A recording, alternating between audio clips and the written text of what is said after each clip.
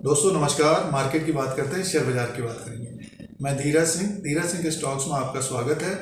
बाजार में जो गिरावट देखने को मिल रही है, निफ्टी 50 17,360 के आसपास कारोबार कर रहा है। इसी के बारे में बात करते हैं, डिस्कस करते हैं, चर्चा करते हैं आगे क्या रह सकता है।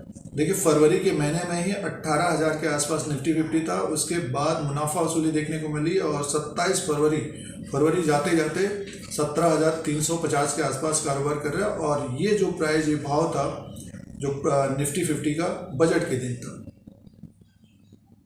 तो आगे की बात करेंगे और चैनल से जुड़े रहने के लिए सब्सक्राइब और लाइक का बटन दबाएं शेयर बाजार के अपडेट के लिए। तो जो इश्यूज बने हुए हैं, ग्लोबली जो इश्यूज बने हुए हैं, इन्फ्लेशन को रोकने के लिए इंटरेस्ट रेट बढ़ाए जा रहे हैं सेंट्रल बैंक्स।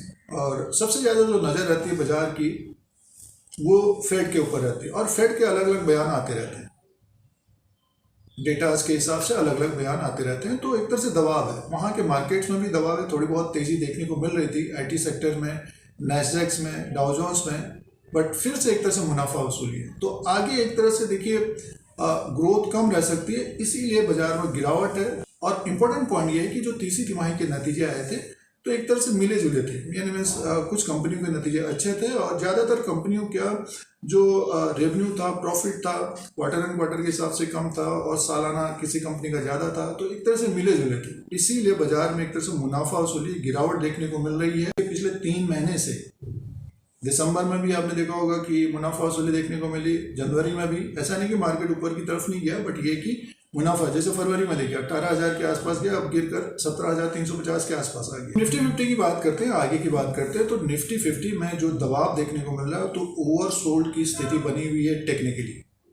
अब निफ्टी 50 17,449 और 17,495 के ऊपर, 17,500 के ऊपर अगर क्लोज देता है, 17,495 पीवट लेवल है, तो इसके ऊपर 17,510 17,520 के आसपास अगर क्लोजिंग देता है आने वाले दिनों में, या फिर आज अगर शॉर्ट कवर होते हैं, तो निफ्टी में एक तेज़ी बन सकती है। वो तेज़ी रहेगी लगभग 17,605 और 17,773 तक, मान के चलिए 300-400 पॉइंट ऊपर की तरफ। जो आज का ये इस वक्त निफ्टी कारोबार कर रहा है 17,000, इस वक्त जो निफ्टी कारोबार कर रहा है 17,336 में है।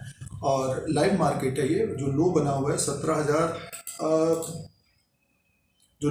17,323, 17,300 का एक तरह से सपोर्ट है। अगर ये सपोर्ट मिल जाता है तो ऊपर का जो पीवट लेवल्स होगा 17,449 17,495 के ऊपर क्लोजिंग देता है, तो एक तेजी बन सकती है 17,605 और 17,773। तो 300-400 पॉइंट की एक तेजी रह सकती है, बड़ी तेजी आ सकती है। 17,773 के ऊपर क्लोज होगा, तब फिर ये 18,000 के आसपास तक जाता हुआ दिखाई दे सकता है।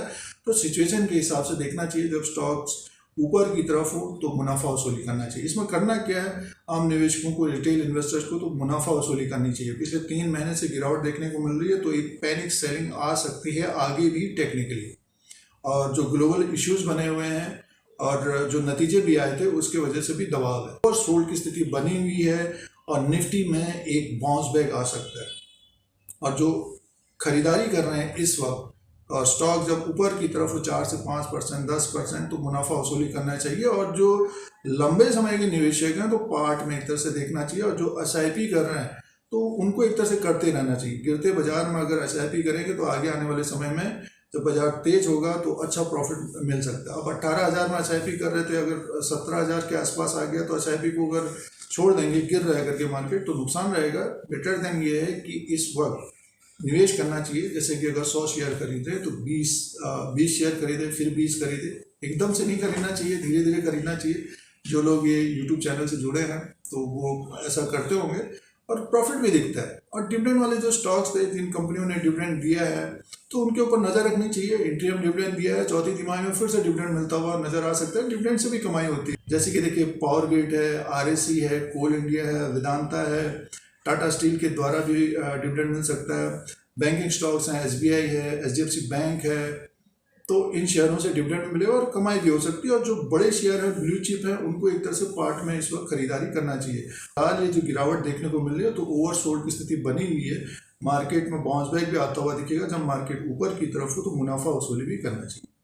तो दोस्तों ये जो स्थिति बनी हुई है उसके अनुसार पॉइंट्स थे, तो ये कुछ पॉइंट्स थे बाजार के बारे में 27 फरवरी 2023 तक, और अच्छे शेयरों के ऊपर नज़र रखनी चाहिए। तो इस तरह का वीडियो देखने के लिए चैनल को सब्सक्राइब करें, लाइक करें, शेयर करें, कमेंट करें। जय हिंद, वंदे मातरम।